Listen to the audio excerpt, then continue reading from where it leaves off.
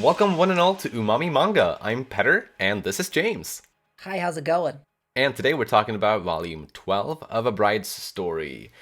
The volume kicks off with two chapters showing us how various characters spend their spare time. Through that, we get to check in on Amir, Pariya, Karluk, Azel, Smith, Anis, Shireen, and Lila and Layli, among others. And we got a chapter where Yusuf was thirsting over his wife, Silike, for her beautiful long hair. Sexy fun times. Yes, absolutely. Smith took a photograph of a pilgrim who just came back from his long, long journey.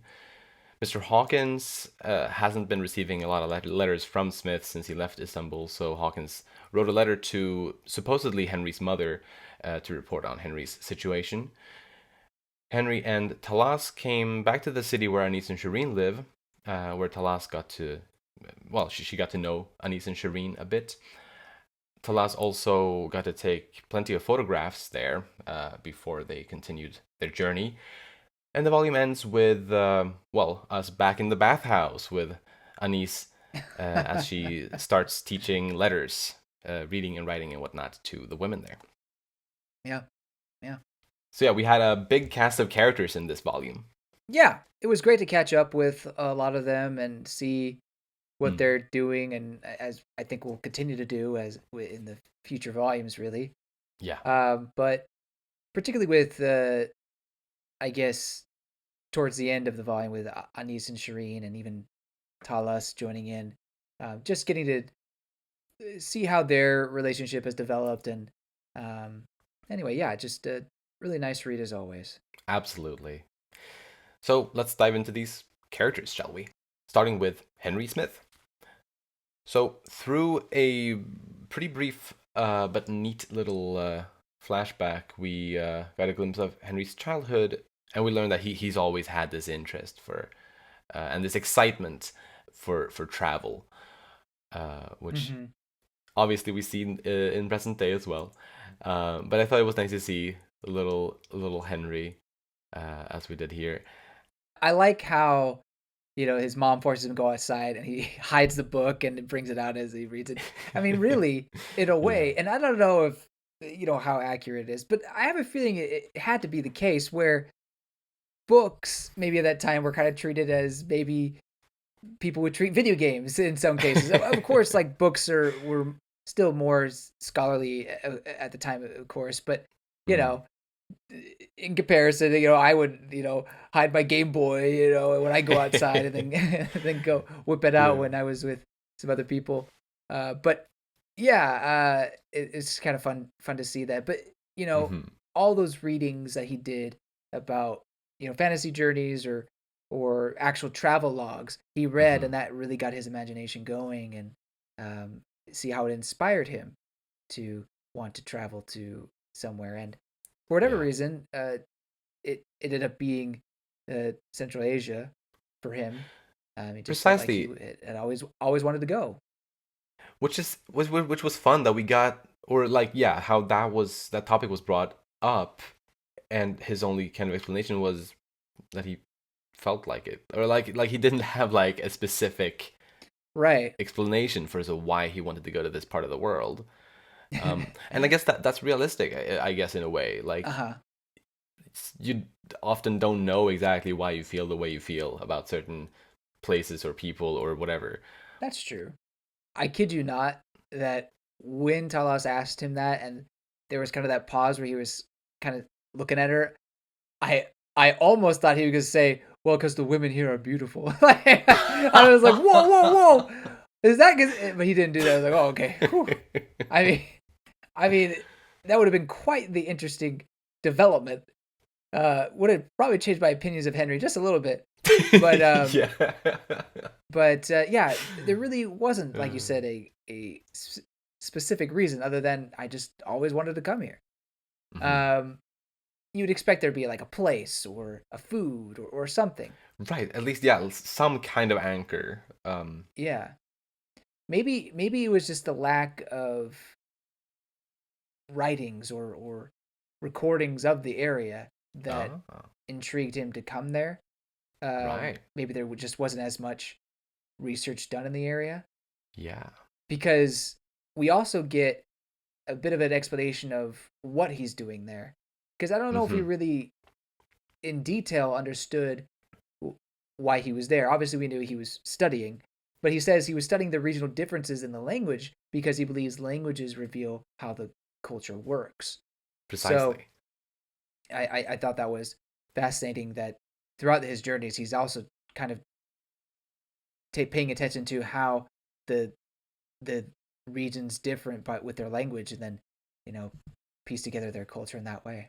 Yeah. Which is, I think, so true. I think obviously I'm no expert in this, but I have thought about it in the brief moments when I've tried to learn Japanese. I think I remember thinking about how understanding, basically this kind of correlation between the language and the culture, Yeah, where I think it definitely helps to, for example, understand the Japanese culture to learn the Japanese language, for instance. yeah, And I'm sure that is the case with a lot of languages and cultures.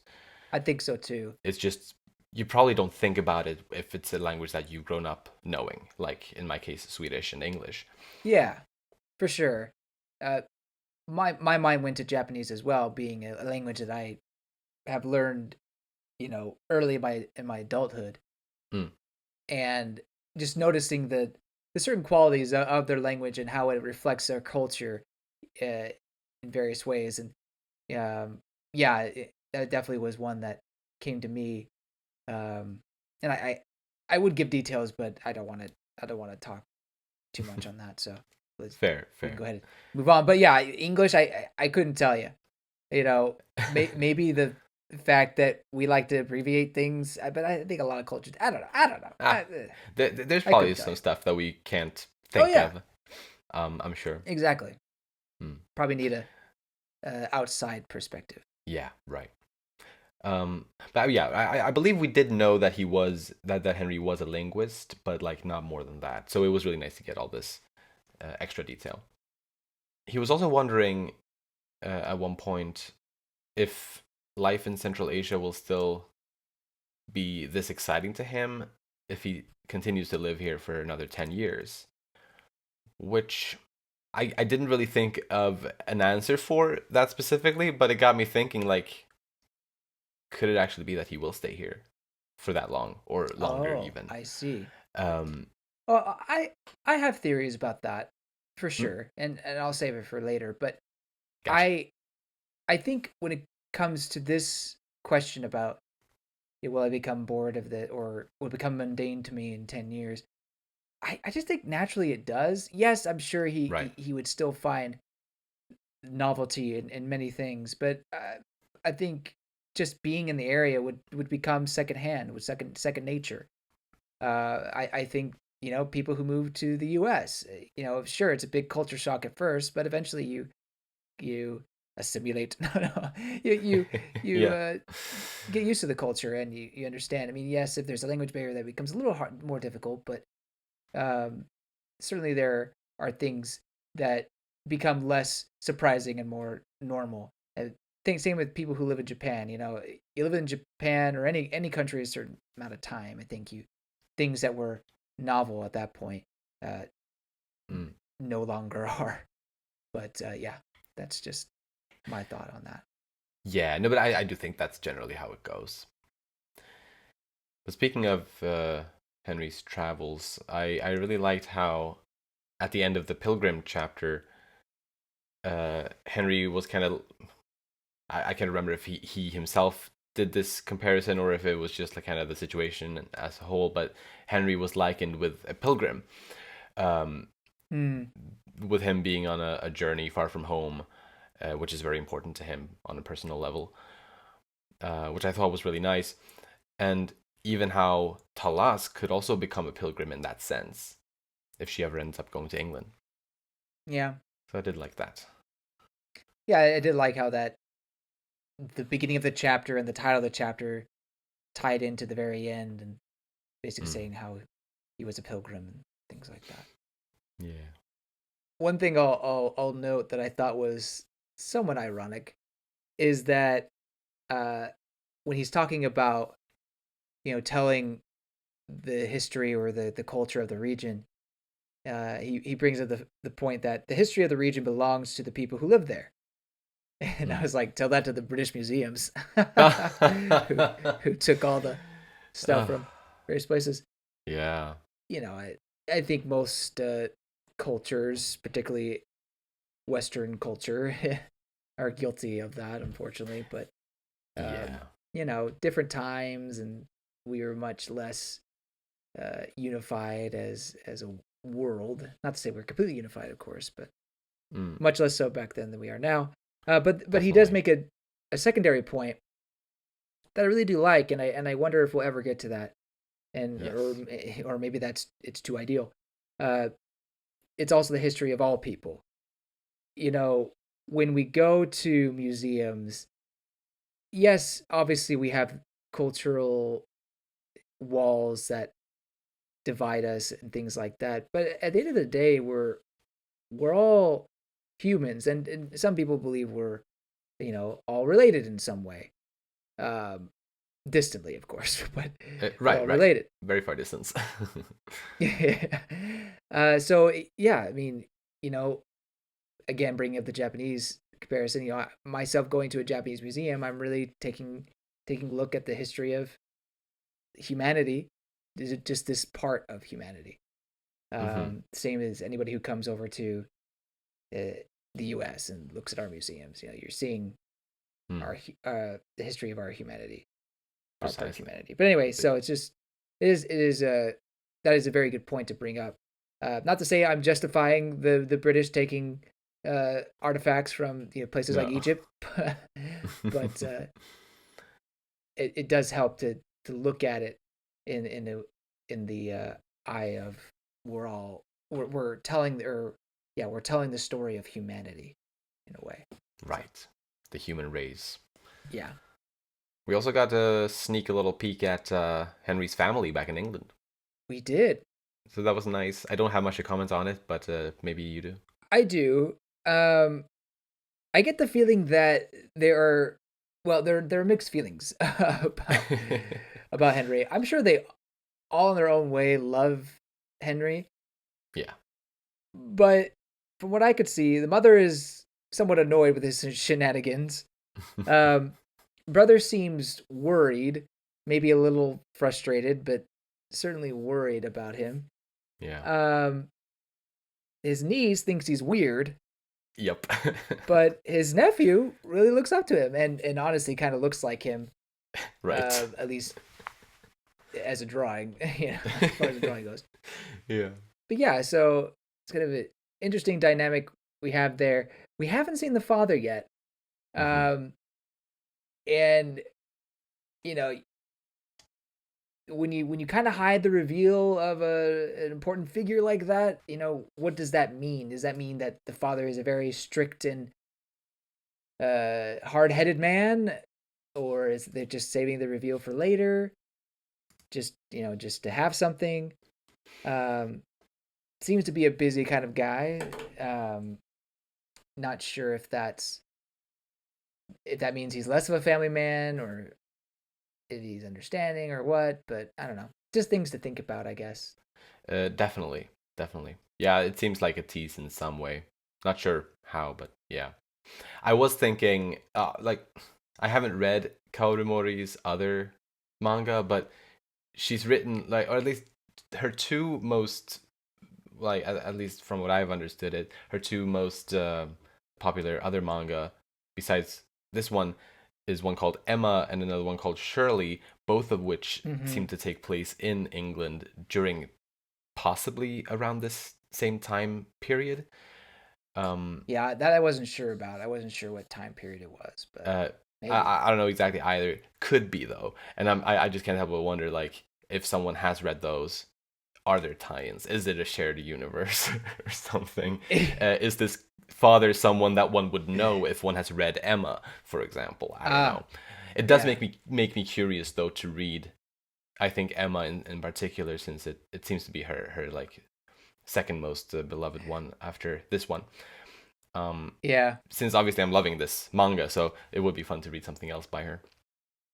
When I was reading this, I was wondering if, you know, when James, the I guess the butler, gets called. I just wonder if anybody reading it was just freaking out, like, "Oh my gosh, it's James! Right. What? Oh, oh, whoa! I didn't think we'd see him again. Wow, he looks so old," or something. I don't know. Yeah, yeah. Just like Exactly. Marvel Cinematic Universe levels of excitement. Like, Yeah. no way! That would be so funny. Oh man. Uh, Yeah, you and I are missing out if that's the case. apparently, we Like, gotta catch up with the lore here. We gotta go back and read some stuff, and then we can really uh, continue on. Uh, but no, yeah, I did wonder that as well. mhm. If there's some sort of tie-in. Yeah. That's all I have on Henry, I believe. Yes, same here. Then let's move on to his almost wife, Talas. They seem to be like talking almost as if though they are married now. They just haven't done the formalities for it. Yeah, Talas certainly is making it seem like they're married, or basically saying that they are. Mm. Um, Henry seems maybe he's just being awkward about it, but he seems a little less. I don't know. It's not even eager. I think he's just embarrassed to say it exactly, because technically speaking, he's not even sure. Are we married right now? I mean, I, Yeah, I think a simple way to say it is just we're betrothed, but I guess it exactly. just complicates things without talking with the parents and things like that. But Right. whatever. Precisely. Plus, I think it would also maybe complicate things if they told people that they were not married, and for her to be traveling with That's them true. would But yeah, probably in be this seen as culture, weird. yes, Yeah. yes. Um. But so yeah, I think it could partially be that. Could also be yeah, Henry's awkwardness, as you were saying. And in the instance when they were when he was talking with Anis's and Shireen's husband, and he wanted to like it seemed like he wanted to like have a feast or something for them. Yeah. Um, Hmm. in that instance, when Henry kind of declined that, I think he did it more so because he didn't have time to stay for that long. I think because they seemed to leave relatively quickly after the photo session. I don't know if I agree with that. I think they. I mean, yeah, yeah, sure, they maybe have a schedule, but I think it was just because he Mm. didn't want them to go through the trouble. It's like, no, no, no, don't do it, please. It's fine. Yeah, Don't need to do that that as well. anymore. I think for sure. I don't know. Okay. Um, yeah, but yeah, I don't think it's because he doesn't want to acknowledge that he's married or anything like that. No, no. Yeah. Um. By the way, we still don't have a name for the husband. I know. So fun. Uh, Yeah, I think some people just won't have names, which is fine. it's fine. Yes, he's the third wheel in that relationship anyway. Oh, hey, look, she loves him. She admitted it She again. does. She does. But that's the only man that she loves. Yeah, there's no other woman that she loves. Anyway, sorry, Mhm. we're supposed to be talking about Talas. You're Um, right. You're right. Sorry. her youngest husband. Obviously, we knew her sob story. That's a terrible way to say it. Put it. But we Yeah. knew her story. Her youngest husband was a child, basically, Yeah. um, and having to watch him die at such a young age. What a horrible thing to experience. I mean, it's Hmm. not even about romance at that point. It's just caring for some, or I mean, just watching a child die. It's, oh my Yeah. gosh. I mean, that's just Yeah. kind of life, I guess. Particularly, uh, before the age of modern medicine. But um, yeah, it's just so heartbreaking for her to have to go through all that. Yeah. Yeah. It definitely made her already sad backstory even sadder. Yeah. Man. But something that I thought was very nice that we saw with Talas here was, well, getting to see her become friends with Anis and Shireen.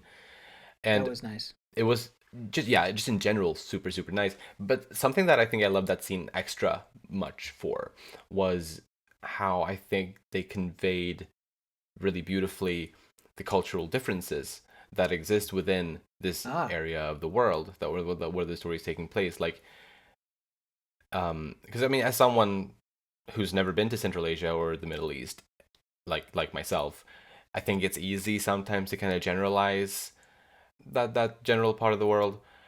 but there really are quite notable cultural differences and nuances that I think, yeah, again, this scene did a good job at conveying.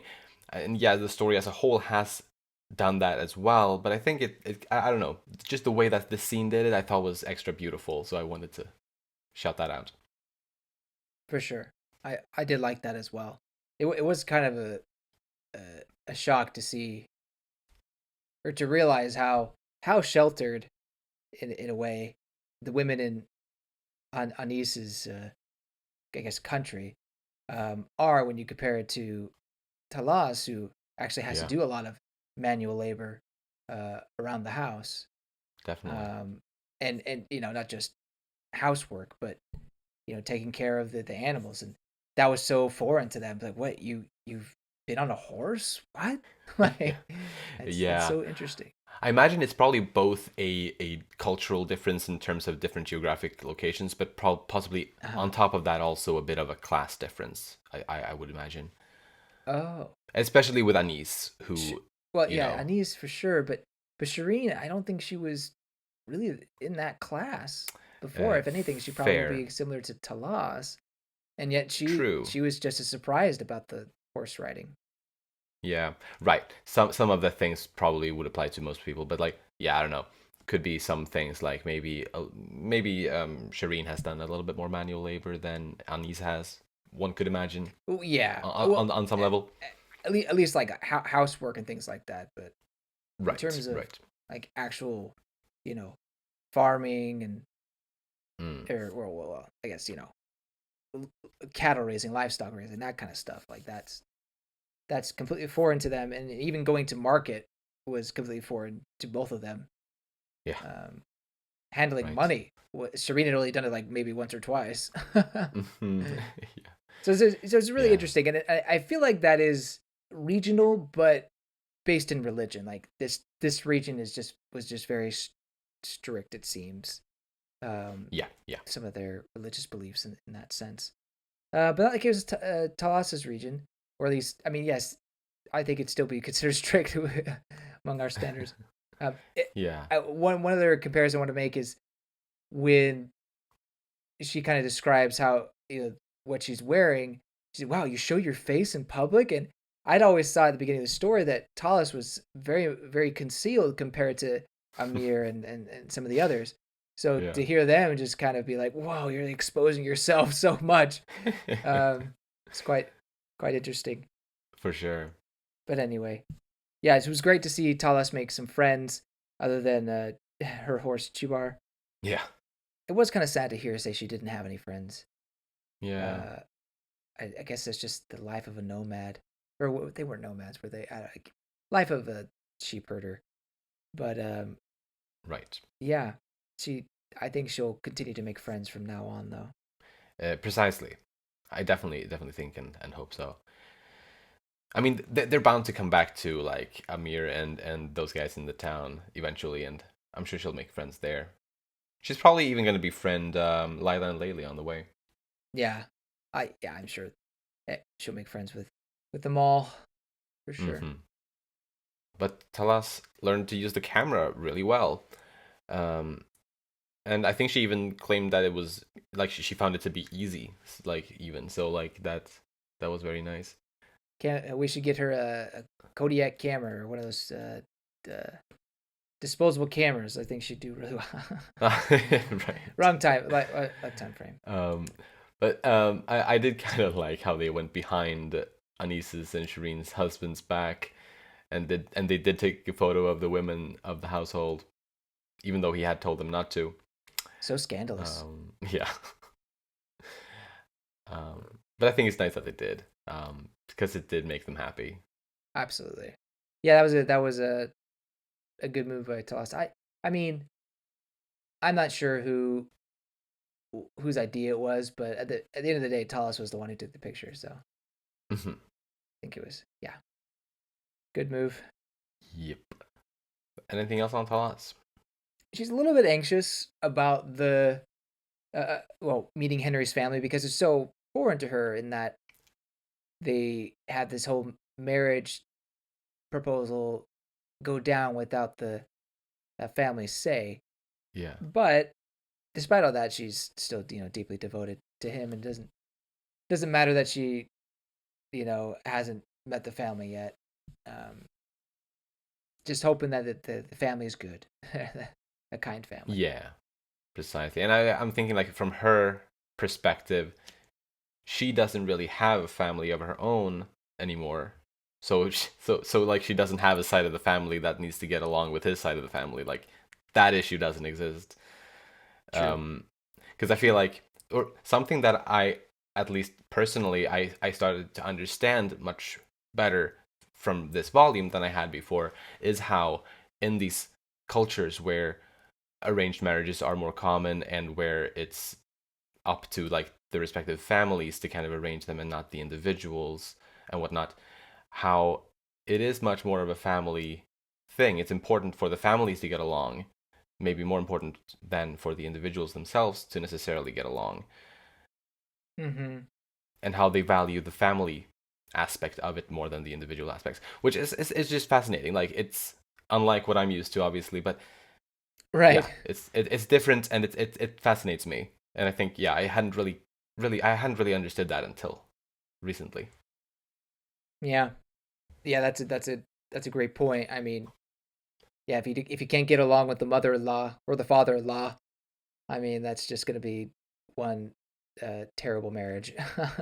Right. Or if the in-laws don't get along with each other, like that in this culture would be bad as well. That too. Yeah. I feel like in our cultures these days, in our parts of the world, that would probably wouldn't matter too much in a lot of cases. It probably would matter, but I don't think it would matter as much. Yeah. Yeah. No. No.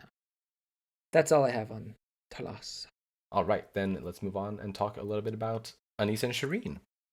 Yeah. So I mean, we've been talking a little bit about them here and there already, but something that I was really impressed with in this volume was Sherine not only learning how to read and write, but wanting to teach the other women in the village how to Hmm. read and write as well, at least their name. And I thought that was very touching. And to see the very end of the book, to see them all crowd around and looking at each other's name and commenting, oh, yours looks so beautiful and compact and very nice. I really liked that. I thought that was just very Yeah, special. Um, absolutely. I mean, Hmm. it's kind of similar to people seeing their picture for the first time. It's like, wow, that's what I look like. Oh, that's what my name looks like. So it's just very, very cool to see the innovations of technology, but also, well, writing to be introduced to people. Yeah, it's like spreading knowledge among a group of people that Right. Knowledge. are That's the word. are basically oppressed in the society on certain levels. Yeah. I mean, at the end of the day, yeah. And I feel like spreading knowledge to these people who aren't normally given that type of knowledge, it does strengthen them. Uh, and I think, Yeah. yeah, that's awesome. Yeah. Because if they learn to read and write, they'll be able to read books and consume even more knowledge and whatnot. And revolt. No, wait, no. And yeah, exactly. No, but it's nice. No, it's good. It's good. I mean, because it's definitely not only is it a lack of a word I can't think of it, a sexist thing that they, you know, don't have the ability to do so. It's also a Mhm. class based thing. I'm sure Yeah, Shireen's husband maybe wouldn't, maybe he could read some things, but maybe he couldn't write. Or I feel like fair. it Mm, was definitely more of a higher class in some cases, at least true. within that society, that country maybe. But yeah, for sure. Not only was it, were these people usually not of the higher class, but they were all women. But it is interesting to see that the husband was was very open to it, or at least, Yeah, I mean, he had some minor like worries, and justified or not, they were, he wasn't gonna let it happen otherwise. But he thought at the end he was like, yeah, that's fine. He didn't have like he never said like, well, you guys are women, so no, or precisely. well, you guys Yeah, are poor, where's your mansion? I don't really see it. So yeah, it was so maybe yeah. they, or well, I guess I shouldn't treat this as historical document, but maybe for some reason the husband is more open to uh, giving knowledge to all sorts of people, maybe. Right, no, but yeah, I think he is. He as a character, I think we've understood is just a really nice person, Yeah. even though he didn't want them to take photos of his wives. Well, um, I think at that point it's um, definitely cultural and yeah, what would other people say if that were to happen? Like, I don't think he wanted them to get in right. trouble, to be honest. That's fair. So, a little bit about Anise. I don't know if we really got this in her previous stuff, but it was definitely shown that she's easily distracted. Yeah. um, does her like middle of a conversation, her mind will wander, almost like a I don't know, you would call it a small puppy or a squirrel. I don't know, Yeah. but that dynamic between her and Sherine was funny to see. Like, it's like, Anis, you always do this mid conversation. Oh, like how she was kind of annoyed with Yeah. her in there. But I think a little more seriously, uh, Anis admits that she was lonely before Hmm. coming to the bathhouse and meeting Shireen. And I think we obviously always knew that, but I guess she had never straight up said it. She really just talked about happiness in Exactly. various degrees.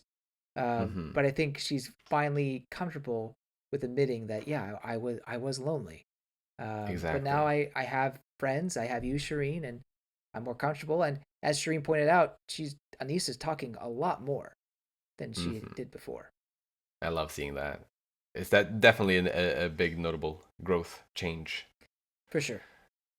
I did really like the flowery aesthetic drawings thing that Mori drew like around a lot of the panels of Anis and Shireen. Yeah. I guess Talas ended up within some of them, but it's so nice. Like, and they're so intricate, intricate. There we go. Um, I think she probably did something similar last time we had Anis and Shireen, but That's true. it's just really fun. I mean, I really like the full page spread of all three of them sitting on the carpet. Hmm. I should say all four because the cat's there too. Oh, Um, true, true. just lying on the carpet. I think that's very pretty with the flowers around. Just very, very pretty, very beautiful. Mm. She really does it only with Anis and Shireen, really. Precisely, it seems to be kind of their motif in a way. Yeah. I think that's cute. But is that all on them? Yep. Then let's talk about Pariya Togonosh. So she named her little kitten Samosa. So, what does that mean in their language? Because when I think of samosa, I think of something else. I don't know. I don't know what it means in any language. Well, I think of or maybe wait, am I thinking of the wrong thing? Well, hold up. Let Oh. me let me look this up before I wreck myself. Ah, I thought it was a food. It I is see. a samosa. Ah, Oh, what's that? is it named after it's a so it's a pastry with a savory filling that mostly consists of vegetables like spiced potatoes, onions, and Huh? things like that. Oh, it is Persian. Oh, okay. Ah, Well, there you go. okay. I see. I thought it was Fun. I thought it was a different part of the world. Huh. Of course it was. But what does it mean? Oh, it means triangular pastry. But okay, but think about this. Padia loves her baked goods, right? Or at least her bread. So, Exactly. Yeah. I guess it makes sense that she would name her cat after some a baked good like this. That is great. She also said that what like she plays around and messes around a lot and like she was covered in flour at some point. That is also a little bit extra funny knowing what her name means, what the Oh, cat's name means. he. It's He. it's a Oh, it's boy. a he. Sorry, Samosa. Um, yeah, but little Samosa seemed to think that Amir looked like a falcon, or at least Amir's gaze looked like Yeah. the gaze of a falcon or something like that. We got scared. Poor Amir. Yeah, I guess it's also because I think you're supposed to like blink toward cats to kind of establish Ah. like security with them. If you keep like your eyes peeled open, then they yeah, I think cats might not like that. Mm. I guess they're uncomfortable with eye contact. Yeah. I don't know. I'm no cat expert, but maybe it shows that you have your guard down if you're not staring at them completely, you know? Precisely. I think it's If got to you're do with that. yeah. Um, Sometimes I kind of communicate with my cats by blinking slowly toward them, and then they blink slowly back, and then I blink back toward them, and then they blink slowly back to me. It's really nice. So just kind of establishing the security and the safe space. Anyway, Pariya uh, is continuing to hang out with Kamola, so that's nice to see. Yeah. Uh, but she still doesn't seem to be quite on that same closeness level with the other girls that were helping out with the embroidery. Mhm. Yeah. But that will surely come, I think.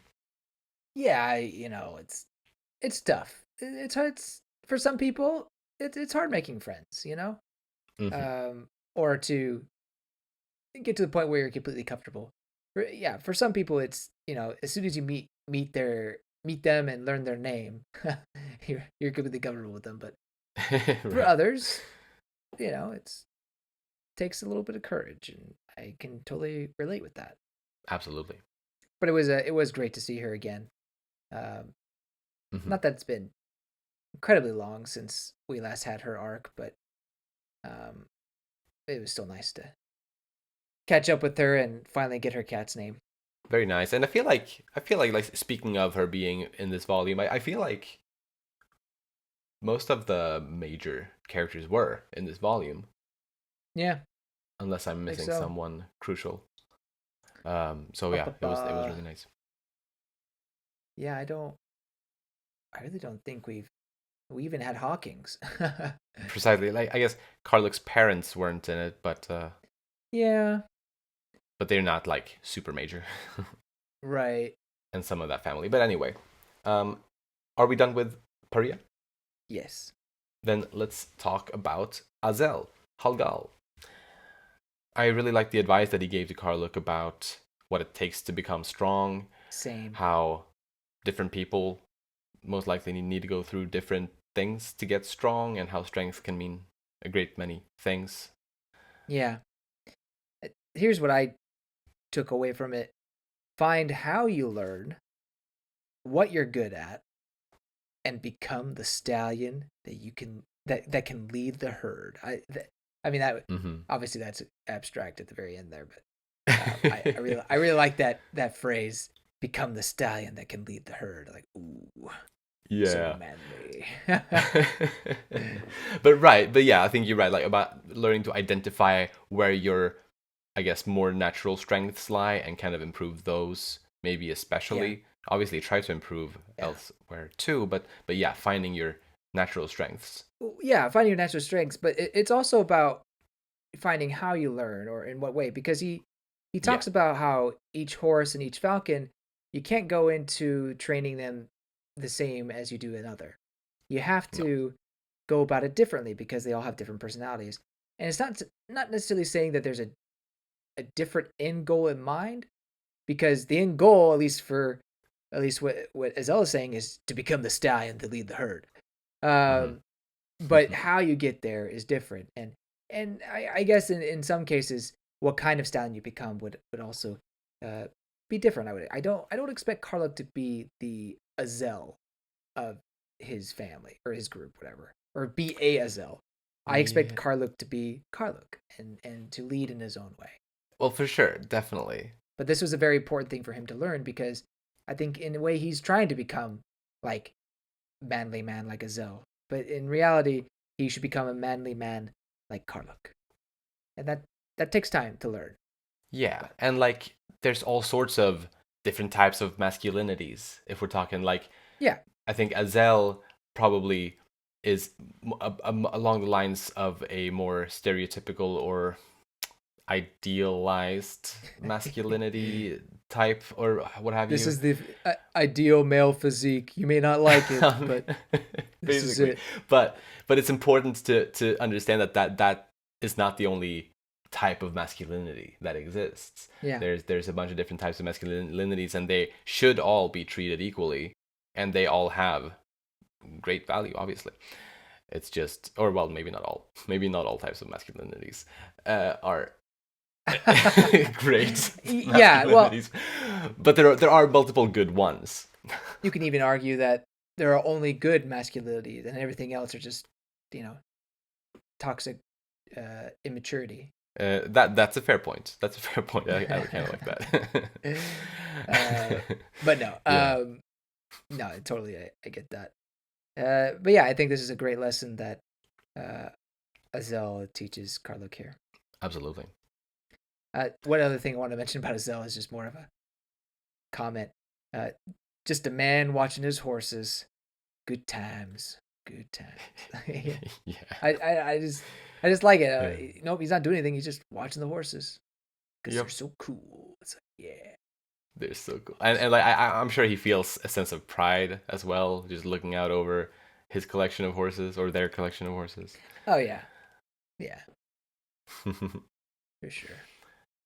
All right, then let's talk a little bit about Ali.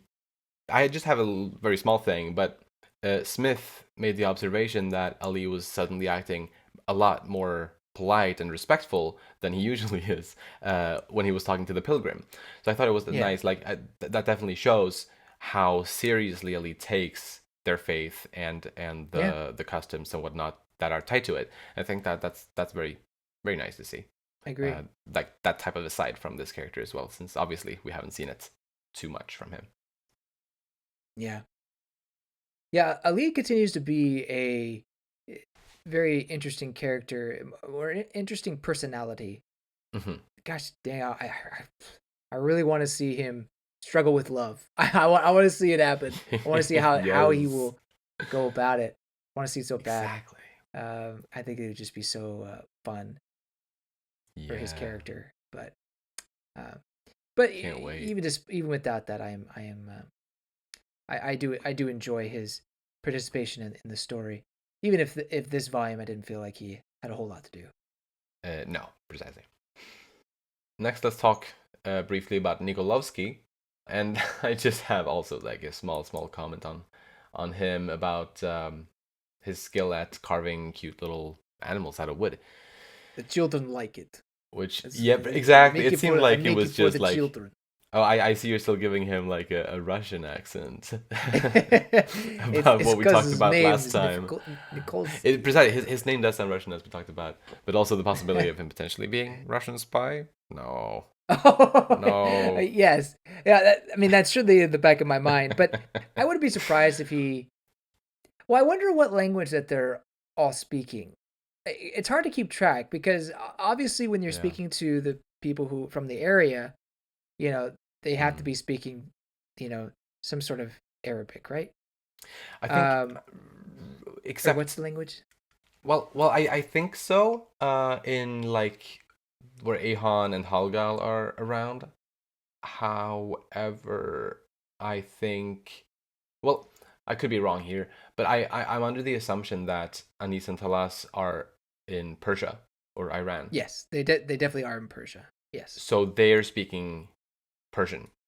right. That makes sense. But I mean, based on our previous discussion, I don't know how much of a correlation between Arabic and I guess Persian language would be, but I feel like they're kind of rooted in the same language, almost like a Spanish and Portuguese, Swedish, Danish, Um, I'm and actually, I feel I now no, I don't I want don't to. know. I'm not an expert. I don't know. So I feel like I've heard somewhere that Persian and Arabic Hmm. are not particularly closely related. Really? Um, So then, how did Talas and Anise and them?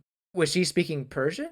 I wonder if they learn a little bit of the other language, so, or like some people, because there's trade and intermixing, and maybe some people learn a little bit of different languages. I don't know. I just I find it hard to believe that Talas would know Persian, though, or at least know another language. You know, just based on where she's from and everything like that. Yeah, I don't know. I could see Anise learning another language, but it seemed like Anise and Shireen could talk absolutely fine, but it was Talas was the one who was struggling to speak. Yeah, I wish that was clearer exactly what they were. Yeah, Yeah, the languages here. you're right. You're right. And again, I don't claim to know for sure. I just seem to have heard somewhere, I think, that Persian is more closely related to the European languages than it is to the like Middle Eastern and Arabic languages. Oh, so But again, I could be wrong. well, quick search. You're definitely on the right track, but this one's saying the similarity level is a bit like that between English and French. So definitely different languages. Yeah. Um, how do they communicate? Like, Yeah, that's a good that's question.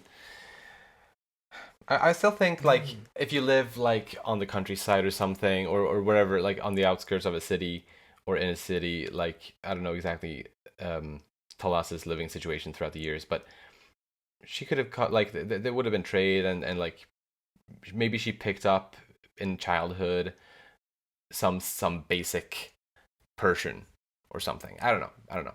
mm, Probably my best guess as to how to explain this. interesting. Well, how did we get on this point again? Can't remember. Nikolovsky being Russian spy? I Oh, don't know. yeah.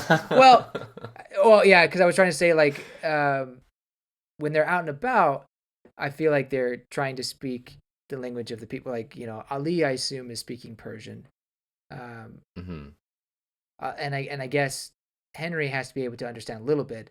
But for example, the pilgrim, the pilgrim people, or the person who was the pilgrim, and then the people that welcomed him had a very thick accent, so you couldn't really understand them. But at that point, I'm sure that they're speaking Persian. But when they're speaking with each other, are they speaking Arabic, Persian, or Farsi? I guess is the more modern term. Um, or are they speaking English with each other? I don't know. Yeah, yeah. Either way, We don't my know. point being is that if Nikolovsky is speaking English, I wouldn't be Mm. surprised if he learned it with a Russian accent. That's true. For I need to say that I don't think Ali knows English because oh, really? in Oh it yeah, was duh. No, yeah, he like one or doesn't two because there volumes was a whole. back. You're right. Yeah, I'm so he and sorry. Hawkins were I having totally the forgot. argument without understanding each other. Yeah, Um, thank you for remembering that. I totally blanked on that. So then maybe yeah, maybe I guess Nikolaski could still be speaking because he certainly speaks with Hawkins. Um yeah, but yeah. He maybe seems but like maybe he he was a translator or something like that, wasn't he? yeah, I think he was. So well So anyway, and Hawkins only knows English, I think. yeah, um, yeah. so yeah, yeah. Well, I mean, at least he may not know any other Middle Eastern, but maybe he knows elsewhere. You don't True. know. He may know Don't cut him French short. or whatever. Yeah, yeah. Sorry. Anyway, Yeah, yeah. let's move on. Do you have anything else about Nikolowski?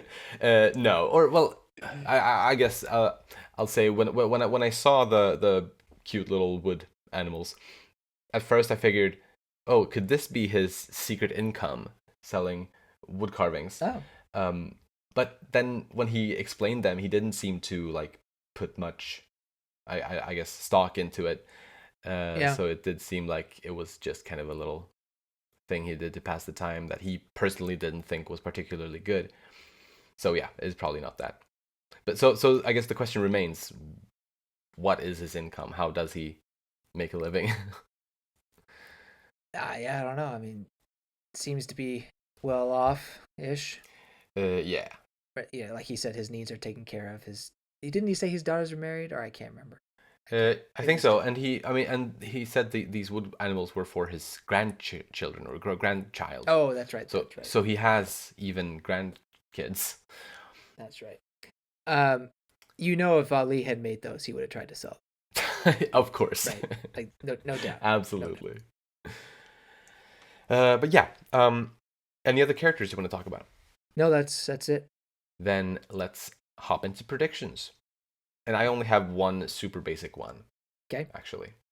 And it's about the fact that Laila, Layli, Sarman, and Farsami are on the next volume cover. And so, Oh even yeah. though they appeared in this volume without Henry reaching them, I do think that Henry and Talas and their party will reach Laila and Layli in the next volume. I think this journey back will be faster Mhm. compared to how long it took to get to Ankara. But Yeah. you see, yeah, so I agree with you. The next volume would have them. But part of the reason why I think it'll be faster is because I think there's a lot more traveling in store for Henry and Talas. Um, Now I'm not completely putting the whole uh, confrontation with the Russians thing aside. I do feel like that's a looming threat, and it may be a little anticlimactic if that never actually is seen. You know, um, but I don't think it necessarily means that Henry has to be part of it. So here's what my somewhat long timeline is. So yeah, they visit the twins. They go and eventually meet up with the Ahon family. I think there'll be a moment where they are somehow able to get in contact with Talas's mother-in-law. They meet so that Talas's mother-in-law can have that, you know, brief moment of happiness, and Talas can have closure, and then they part ways. And then probably shortly after that, Henry and Talas start making the journey back. Mm. Eventually, I think we will get, whether it's only a couple chapters or an arc, of Talas in England visiting the family, experiencing the culture, and it will have a look into England from her uh, Central Asian viewpoint. That's my prediction. Yay. I like it. I like it a lot. Because we get this introduction to the family, and I feel like that kind of sets up for more into that family, and um, hopefully showing and Talas eventually meeting that family and getting their, I guess, approval in That some would be way. so nice. Yeah, Yeah. I love that. I love that seeing as like cuz yeah, cuz then she would be the Smith, I guess, in yeah, that area. Like she would right, be the outsider or the foreigner. yeah, Um that yeah, I would love to see that. yeah, And I guess it would be fun to see kind of some things from our Western society or culture that we just take for granted, and if Mori would be able to like, I guess, find a way to point them out in a way that makes them feel strange, which they may be to her, that would be fun. I don't know if they wore top hats still at that time or whatever, but I think top hats would kind of be like, whoa, what's up? That's Um, true. That could be fun. toilets, is that a thing? I Ooh, don't I don't know if they know. were. Maybe. I'm I'm not brushed up on my 1800s or whatever the century this Yeah, is. no, it is the 1800s. But anyway, yeah. So I think that'd be fairly fascinating, and I think Mm, it would build on Talas's character and maybe show that she has this big interest in travel and discovering new things, and maybe that's another way that her and Henry can really bond as a couple. Um, definitely. and I have no idea where they end up settling. I mean, Henry's family is wealthy enough; they could probably settle wherever. Um, Yeah. but yeah, who knows? Maybe they end up in India at some point. But uh, point being is, I think that this will be the start of a long uh, relationship of travel for the two, Awesome. and that's all I got. Nice. Yeah, that was a short and sweet predictions. But dear listeners, if you're at around the same part of the story that we are, please share your predictions. We are closing in slowly but steadily to the like actually kind of where the story's at currently, with 14 or actually I believe 15 volumes in Japan as Yeah, of relatively recently, as of our recording. But yeah, not too much ahead of us as of the released content. But who was your star in this volume? I can. Can you remember who I gave it to last time? Um, Oof. Let's see. I believe I gave it to Talas. I believe you may have also given it to Talas last time. Um, I believe we both probably did. Well, if I did give it to Talas last time, um, I'm sorry, I'm giving it to her again this time, Nice. just Hey, because. good. Good, just because I really like the picture taking, and I like her Yeah, opening up, um, to Anise and them, and just that whole section of the book was very wholesome, and I really enjoyed it. absolutely. Very good pick. My star character for this volume is also from like that same part of the story that you were explaining that you liked Talas from. I had to go with Anise Yeah, that's a good pick too. because I loved seeing how happy and talkative she is nowadays, and Right. how, yeah, as we were saying, it's a pretty big change compared to how she was when we first saw her in the, yeah, when she was introduced in the story. And she is lonely no longer, so that's beautiful, and I'm really happy for Actually, I do want to change my pick. My pick is now going to be Salik's hair. That's her. that's the MVP. Definitely was Yusuf's MVP. For a good long while. Um, yeah. No, no, good choices, good choices. Yeah, yeah. Great. Then I think that's all for this time. Okay. If you enjoy our podcast, please share it with your friends. You'll find links to our social media in the description, and you can support us by rating our show on the podcast platforms and subscribing to our channel Umami Manga on YouTube. Thank you so much for listening, and we'll see you next time when we'll talk about Volume 13. Bye-bye! See you later.